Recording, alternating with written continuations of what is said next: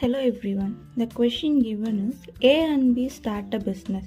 A invests rupees 80,000 for 9 months and B invests 1,20,000 for 6 months.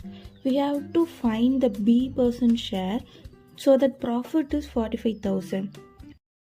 From the given data, the A invested for 80,000 rupees for 9 months.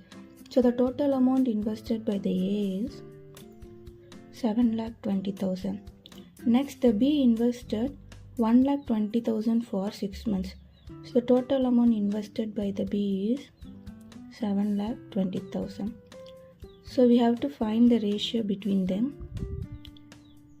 equal to 7,20,000. 7,20,000. A share is 1 and the B share is 1.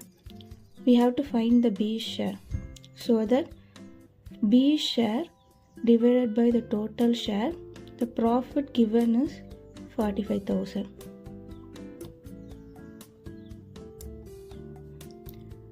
So the B share is 22,500. Here is the answer. Stay tuned for more videos.